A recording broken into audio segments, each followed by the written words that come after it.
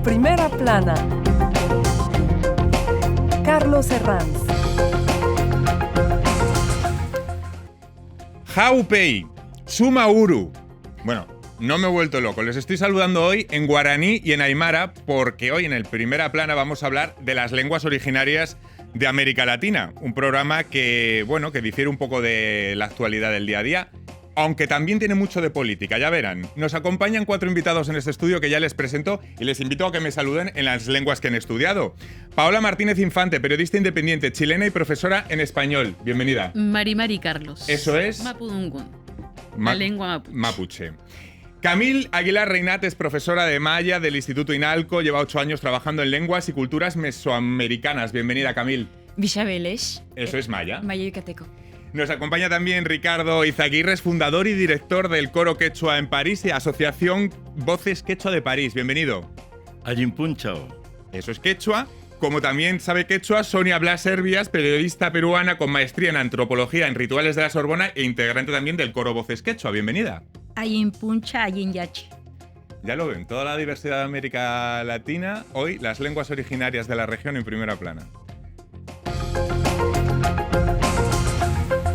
En América Latina hay 560 lenguas indígenas, según datos del Banco Mundial. La mitad de ellas se concentran en Brasil, seguido de México y Colombia. La región es la única por tener la mayor riqueza del mundo en familias lingüísticas, con casi 100. Pero esta riqueza está amenazada. Casi una quinta parte de los pueblos indígenas de la región ha dejado de hablar su lengua, según datos de la UNESCO. Del total de las lenguas, el 26% se encuentra en serio riesgo de desaparición, señala el Atlas Sociolingüístico de UNICEF. En algunas áreas, como el Caribe insular, las escasas lenguas que se conservan están prácticamente extintas. Hoy hablamos de esa riqueza de las lenguas originarias, de los esfuerzos para preservarlas y, en general, de la diversidad lingüística de América Latina, más allá de nuestro elemento común para entendernos, del español.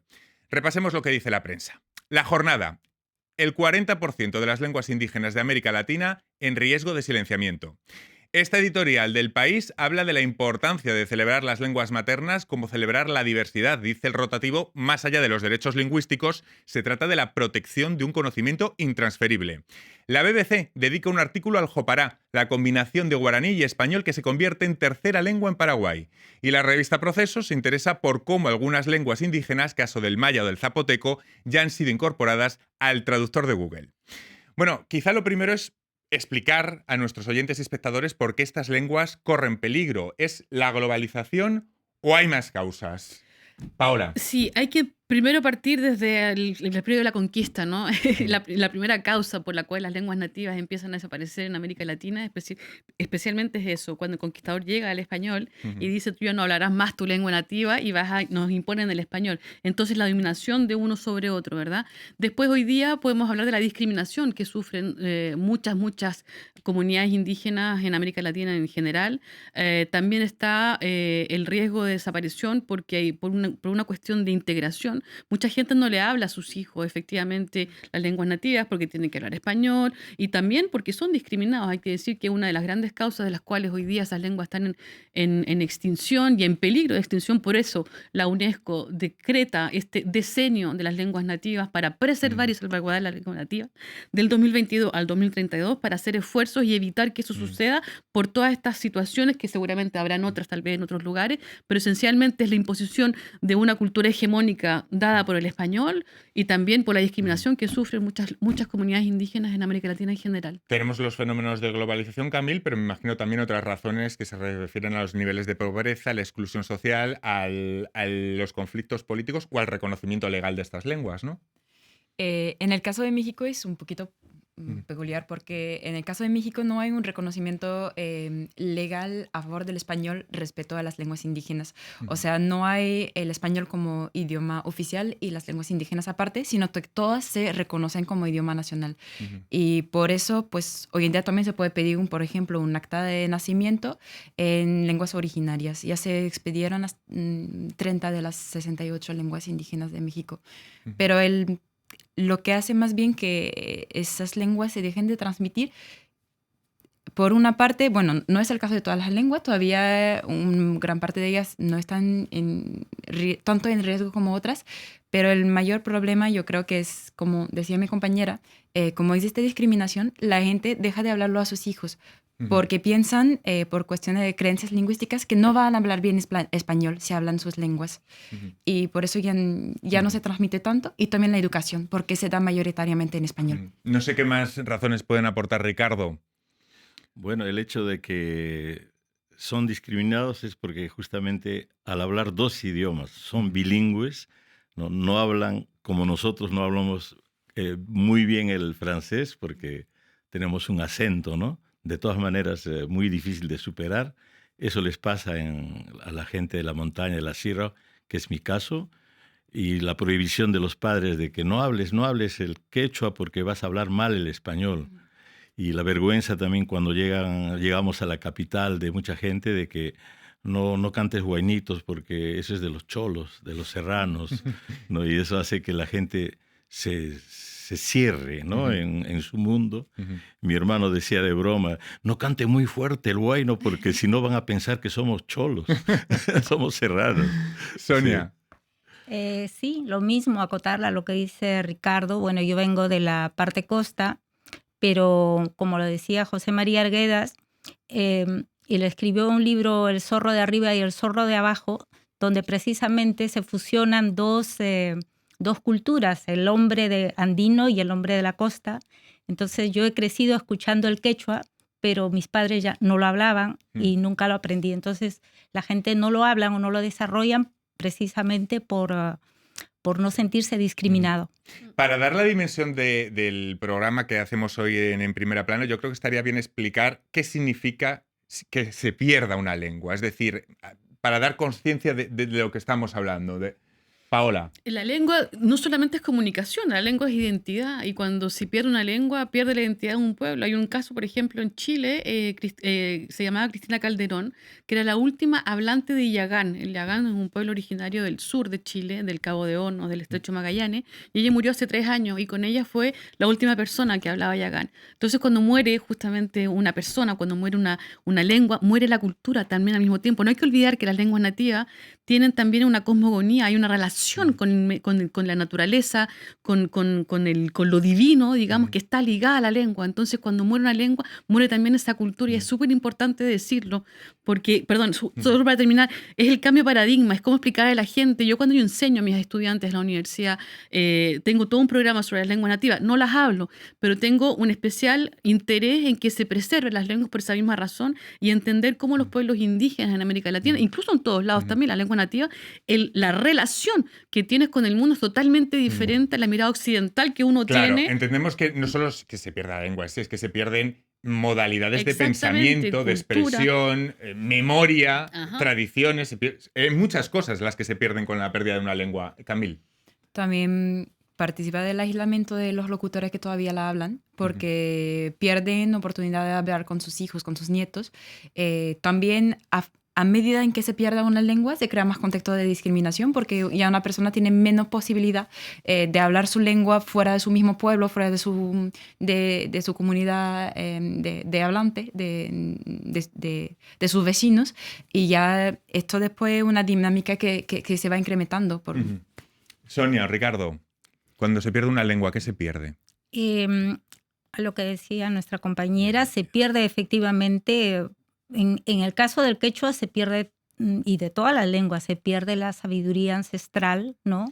Que estaba muy anclada en estos pueblos, y con la imposición del español, la gente trata de esconder por no sentirse discriminados, porque ser andino o ser hablante de quechua es ser pobre, es ser indio, es ser rural. Entonces hay toda una carga, ¿no? Cultural, lingüística. Ricardo. Sí, dicen que cuando hay 300.000 que hablan un idioma está en peligro verdaderamente de desaparecer, ¿no? No es el caso ahorita del quechua, que hay una muy buena cantidad de personas que hablan. Está entre 10 y 12 millones, ¿no? Sí, según hay diversas cantidades estadísticas que se han hecho en diferentes años. En todo caso, en Perú sí es oficial como lengua, pero es oficial en el papel, porque en la práctica en los colegios no enseña el quechua, ¿no? Ujú. ¿La traducción de textos al quechua por parte de los misioneros hizo posible que siguiese con fuerza tras la colonia, a diferencia de otras lenguas? En el siglo XVII hubo un auge porque los jesuitas comenzaron a aprender el quechua y para poder evangelizar, ¿no? Ese era su interés.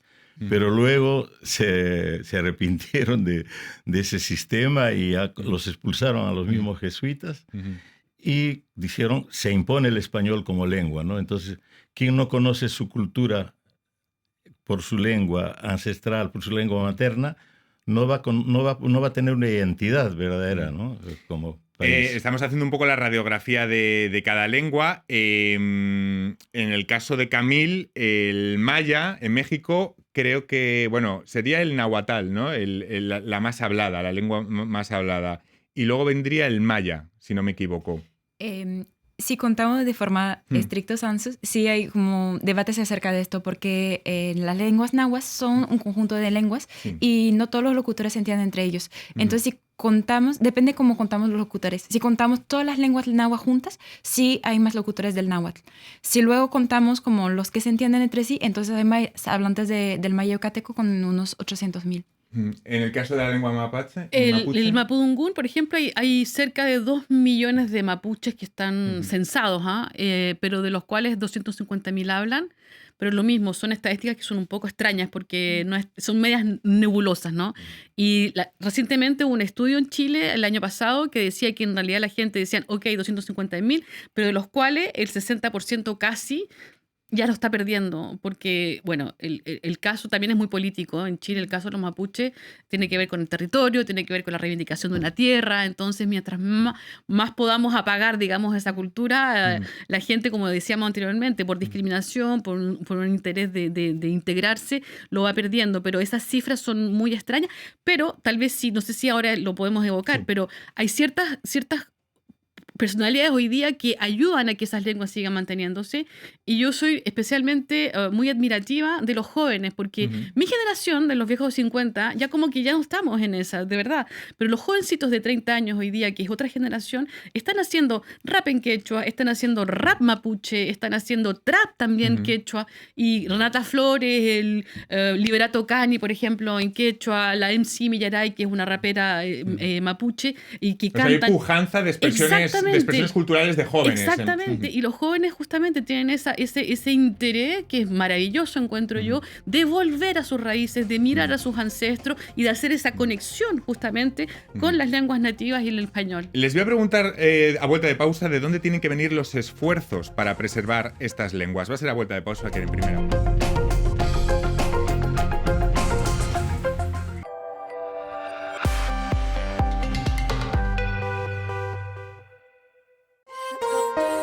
¿Eres estudiante de periodismo y te fascinan los reportajes de terreno? ¿Sueñas con visitar París y aprender con periodistas de Radio Francia Internacional? El premio Reportaje RFI en Español llega a su 11ª edición. Una oportunidad única para vivir una experiencia profesional en la Ciudad Luz. El premio Reportaje es un concurso para ganar una pasantía con todo pago en nuestra redacción parisina. Pueden participar estudiantes de periodismo de entre 18 y 30 años de edad que sean hispanohablantes. Tienes hasta el 4 de mayo para enviarnos tu reportaje. Todos los requisitos están en nuestro sitio rfimundo.com. Bonne chance y nos vemos en París.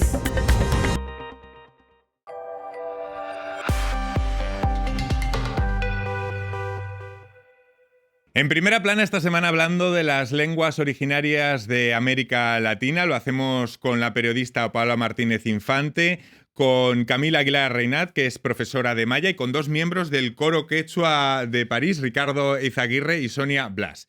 La región, América Latina, es única por tener la mayor riqueza del mundo en familias lingüísticas, con casi 100. Estamos hablando de un tesoro cultural enorme para América Latina que no sé si somos conscientes a la hora de valorarlo. ¿Qué les parece, Ricardo? ¿Hay conciencia del tesoro que supone esto para América Latina, para la región? Cada vez hay más conciencia, ¿no? Como comentaba un poco sobre la música, por ello nosotros nos hemos sumado a a esa corriente ahorita de que artistas jóvenes están cantando en quechua, ¿no? Todo tipo de ritmos. Y nosotros dijimos que podríamos constituir un coro que cante solo en quechua para que los demás puedan también cantar, recordar sus orígenes, ¿no? Y el caso de nuestro coro es de que la gente que integra el coro no son nacidos necesariamente en las zonas donde se habla el quechua, sino en Lima. Pero sus padres o sus orígenes son de otros sitios del Perú. Entonces, ellos buscan de cantar en la lengua materna, ¿no? En la lengua de sus padres también, porque es lo mismo, digamos. Y en ese camino nosotros estamos difundiendo la música de esas zonas, pero facilitando un poco la lectura del quechua escribiéndola en la fonética español, ¿no? Para que puedan todo el mundo... Para que sea accesible. Exacto, para que sea más accesible a todos, ¿no? Sonia, ¿se pone en valor esta riqueza de América Latina? En realidad quien debería no solamente hacer el reconocimiento, sino quienes tendrían que aportar más sería a través de las políticas del Estado, ¿no? Y sobre todo una fuerte inversión, pero no hay proyectos con cierta sostenibilidad, ¿no? Como decía Ricardo, en el Perú no se enseña, a pesar que es nuestra segunda lengua, no se enseña el quechua en las escuelas, y lo enseña solamente en la universidad, creo, es en la Universidad de Huamanga, San Cristóbal de Huamanga, en la PUC, en la Universidad Católica y en la Escuela de Folclore. Pero después los proyectos que se inician no tienen subvención, entonces no avanza. La importancia de la educación y también de la política, porque el hecho de que en muchos casos estas lenguas no hayan sido designadas como oficiales, sino simplemente nacionales, supongo que limita mucho su uso en el ámbito público, Paola. Totalmente. Hay casos distintos, hemos comentado antes con Camila el caso de México. Está el caso también de Paraguay, el guaraní es una lengua oficial, Sí. entonces necesariamente la gente lo habla porque es una lengua oficial. Pero también es cierto que los estados hacen hoy día, después siguiendo esta iniciativa de la UNESCO de hacer el decenio de las lenguas nativas del 2022 al 2032, todos los estados se asumaron un plan decenal que le llaman. Chile también, por supuesto, lo hizo, y el año pasado lanzó esa campaña de las lenguas para el futuro, donde ponen en juego en unos videos súper didácticos y al mismo tiempo muy emotivos, porque te das cuenta de qué manera todas las lenguas pueden convivir juntas también y cómo poder valorar eso para poder incitar y incentivar justamente el uso de las lenguas nativas. Pero insisto, es verdad, si no hay políticas que son mucho más acabadas y más abiertas, en el cual uno acepta, no solamente el hecho de hablar la lengua, sino que aceptar el pueblo que habla la lengua e incorporarlo a la política social, económica. Hoy día, en plena crisis ambiental, por ejemplo, las lenguas nativas son fundamentales de poder entender cuál es la comunicación con el medio ambiente, etcétera. Está el famoso principio del summa causai, no sé si lo conocen, de el buen vivir, ¿no? Este principio, el summa causai, debiera ser, pero en la constitución de todos los países en América Latina, y no lo es. Entonces ahí es donde los gobiernos, no solamente por una intención, digamos, de seguir la ola de lo que dice la UNESCO y hacemos todo como tenemos que hacer, sino que realmente tomar iniciativas que son de aceptar esos pueblos nativos y además al mismo tiempo aceptar con ellos la lengua. La importancia de la educación, comentaba Sonia, la importancia de la designación legal. No sé qué otras vías o de dónde tienen que venir los esfuerzos para preservar esas lenguas, Camil. Pues es que creo que tenemos, en el caso de México, hay ciertos programas de educación que son ya a raíz de las universidades. Por ejemplo, hay programas de lingüística indoamericana, hay bastantes programas, pero como en las creencias y actitudes de la gente hay una valoración positiva de las lenguas, pero todavía se relaciona, como decían mis compañeros, a los hablantes con una gente que vive en el campo, que sería pobre, que sería menos culto. Entonces esto, pues, por ejemplo, pienso en los trabajos de Sima Lozano, que compara esa valoración positiva de las lenguas, pero negativa de la gente que las habla. Y esto complica mucho. Entonces, poniendo en valor a esos idiomas, hay iniciativas que funcionan bien, pero son personales. Como pienso en un rapero que se llama Patboy, que es del pueblo en el que voy, de Pino Suárez, y él tiene talleres de rap en lengua maya. Y con eso incentiva a los muchachitos a aprender, porque muchos en las escuelas estudian en español y ya no ven a veces tanto el interés de aprender maya, si piensan que les va a servir más el español para trabajar. Pero con iniciativas así, sí pone más al maya como algo de interés, como algo cool, como algo que llama la atención de los jóvenes y que les anima a aprender más con sus abuelitos. Me imagino que otro vehículo también muy importante es el surgimiento de medios de comunicación en esas lenguas o de publicaciones en esas lenguas. Sonia. Sí, claro. Ahora con las redes sociales, ¿no? A través de Internet hay bastantes programas, ¿no? Que se están dando, noticieros en lengua netamente quechua. Y yo quería acotar un poco a lo que decía, más allá de las estadísticas que a veces cuál es el porcentaje de habitantes que hablan esta lengua o la otra, es sobre, yo considero que es más importante la autodefinición étnica, ¿no? Porque la persona que realmente se reconoce como quechua o como maya va a defender todos esos valores, toda esa sabiduría que trae de años atrás, ¿no? Ricardo. Bueno, yo pienso que en mi terreno, que es la música, hay un avance inmenso por los medios de comunicación, porque ahora podemos ver los bailes, las canciones de pueblitos que ni siquiera uno que, en mi caso es peruano, no conozco ni siquiera los nombres, porque hay tal cantidad en toda Latinoamérica, ¿no? De pequeños pueblitos, y cada uno tiene su música, sus costumbres. Y ahora es posible... Con la tecnología. Tantas veces que hemos criticado las redes sociales, el Internet en este programa por sus efectos, tal cual, también hay cosas positivas. También a veces encontramos algunas. No, sí, realmente es un arma que podemos usar los músicos para poder hacer llegar, ¿no? El mensaje con las canciones. Por cierto, hablemos también de la mezcla de estas lenguas con el propio español, porque hay palabras que usamos en español que tienen por origen estas lenguas. Si no me equivoco, por ejemplo,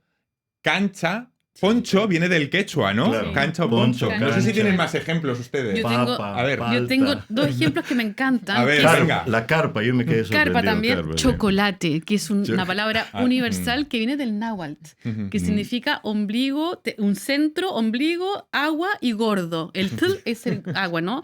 Y, perdón, eso es agua agria, perdón. Y tomate también viene del náhuatl, que es ombligo, gordo y algo que está lleno de agua. Y eso cuando tú explicas a los estudiantes o a la gente que estas dos palabras que las utilizamos en el mundo entero, que vienen del náhuatl, yo encuentro que eso es fascinante. Pichintún, perdón, para terminar, en Chile nosotros tenemos un pichintún, es una palabra que viene del mapudungún, que significa poquito. Un poquito. Voilà, un pichintún es un poquito, viene también del ¿Del mapudungún. maya en español tenemos algunas? Sí, una bastante conocida. Bueno, hay debate sobre si cacao viene del maya o no. Yo creo que sí. Hay artículos que lo demuestran, pero bueno, cacao. Está el cigarro, que viene de siyaj, de fumar en maya. Bueno, fumar es tutzik, pero del humo. Y también hay debate para saber si chamaco viene del maya, que será chanmak, que es como una persona pequeñita, un personita. Y del quechua, bueno, hay un montón. Sí, en realidad, como ya hemos nombrado varios, ¿no? La palabra yapa. La yapa también. Que no sé si significa, claro. cuando van al mercado y dicen, me das una yapa, están pidiendo que le aumenten más, pero viene del quechua, que significa ayúdame, colabórame, ¿no? Bueno, pues para poner un ejemplo del coro de Ricardo y de Sonia, vamos a cantar una canción, vamos a ver cómo nos sale, porque este experimento, hemos hecho muchas cosas en este programa, pero cantar una canción, va a coger la guitarra Ricardo. Hemos seleccionado una muy conocida en español que ustedes van a identificar enseguida, es la historia de un amor, a mí siempre me recuerda a Lola Flores, es la historia de un amor, y la vamos a cantar en quechua. Nos va a dar Ricardo un poco el tono, y vamos a ver qué hacemos. Es muy complicado, ¿eh? La letra es muy complicada, pero lo vamos a hacer lo mejor que podamos. Vamos a intentarlo. Vamos allá, cuando quiera. Sálvese el que pueda.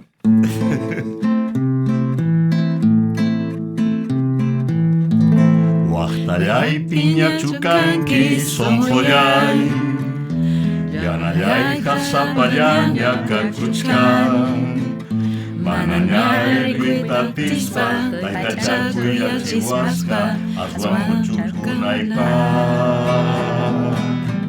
Hangrai kuya unai manta kausani, Hamaika religión miño japa. Muchainique que tarispa, ay puas ay kirupaita, kuyaita guayuita guau. Guaita mantan huilla kuimana hukmarichaku, ñoja haya chihuahua, linda mana linda, causaniti cancarimu, guayus chispa chaimanta.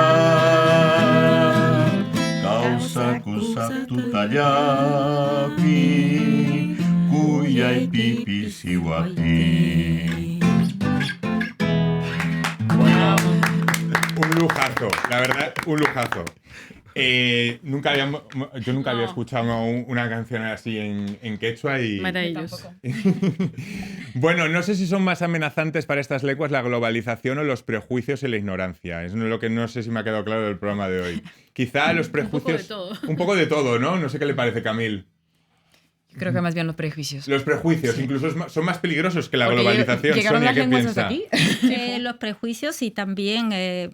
entrando un poco en política, por ejemplo, en el Perú, ahora si las personas hablan el quechua, incluso no solamente son gente pobre, rural, sino a la vez terroristas, ¿no? Porque lo han vinculado mucho con los movimientos que huyeron al Perú. Bueno, pues nos gustaría oír también en sus lenguas, en el tramo final del programa, que se puedan despedir. Vamos a despedirnos, si les parece, adiós o... Me pillaste, yo no lo sé decir, pero hay una palabra que me encantaría mostrarles, se llama apapachar, que significa abrazar con el alma. Qué bonita, en estos tiempos sobre todo. Camil. Bueno, en general no se despide tanto en mayo, pero se podría decir hasta otro día. Tujelki. Muy bonito. ¿Y en quechua algo para despedir? Tupanachiscaman. Pues con eso no puedo hasta reproducir. Volvernos a encontrar. Pues hasta volvernos a encontrar la semana que viene en Primera Plana. Muchas gracias.